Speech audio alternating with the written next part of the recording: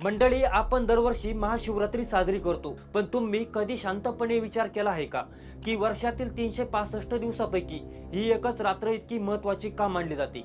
आणि त्यापेक्षाही मोठा प्रश्न म्हणजे निसर्गाची ऊर्जा आणि भगवान शंकराच्या विष प्राशनाचा नक्की काय संबंध आहे? चला तर मग आजच्या या विशेष व्हिडिओमध्ये आपण महाशिवरात्री मागचे हे रंजक रहस्य सविस्तरपणे जाणून घेऊया। नमस्कार मंडळी, मी विठ्ठल, तुम्ही बघताय वेद.com। महाशिवरात्रीच्या या रात्रीचं महत्त्व समजून घेण्यासाठी आपल्याला त्या ऐतिहासिक समुद्र मंथनाच्या काळात जावं लागेल, जेव्हा देव आणि दानवांनी अमृतासाठी समुद्र घुसळला। तेव्हा त्यातून अमृताच्या आधी हलाहल नावाचं अत्यंत भयानक विष बाहेर आलं। हे विष इतकं जहाल होतं की त्याच्या केवळ वाफेने संपूर्ण सृष्टी नष्ट झाली असती।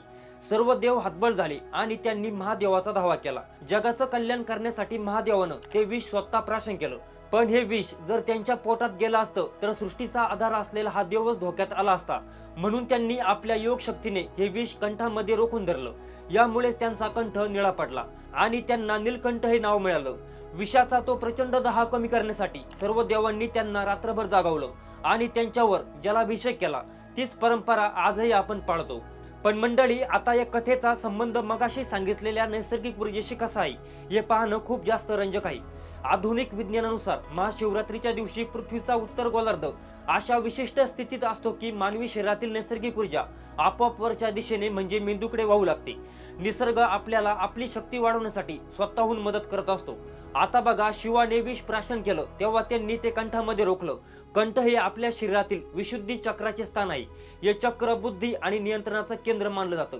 निसर्ग जेव्हा ऊर्जावर खेचतो तेव्हा शिवाने त्या ऊर्जेचा वापर करून ते विष बुद्धीच्या स्तरावरच रोखून धरलं।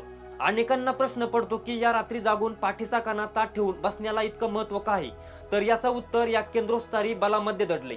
जसा चंद्राचा प्रभाव समुद्राच्या भरती ओटीवर होतो तसाच तो मानवी शरीरावर होतो, कारण आपल्या शरीरात 70% जास्त पाणी असतं।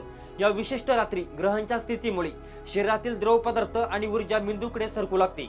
जर आपण या रात्री आडवे होऊन झोपलो तर निसर्गाचा हा महान ऊर्जेचा ओघ आपल्याला लाभत नाही। अभ्यासातून असंही समोर आलंय की या रात्री जागृत राहून नामस्मरण किंवा ध्यान केल्याने मेंदूमध्ये सेरोटोनिन आणि डोपामाइन सारख्या फील गुड हार्मोन्सची पातळी नैसर्गिकरित्या वाढते, ज्यामुळे आपला मानसिक तणाव कमी होतो।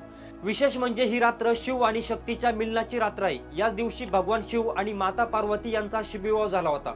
म्हणजे एका बाजूला पूर्ण वैराग्य आणि दुसऱ्या बाजूला संसाराची शक्ती।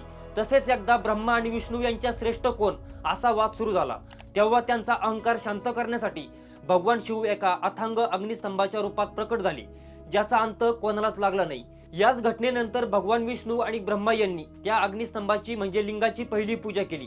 तिथूनच शिवलिंगाच्या पूजेची परंपरा सुरू झाली। तर मंडळी, महाशिवरात्री बद्दलची ही माहिती तुम्हाला कशी वाटली?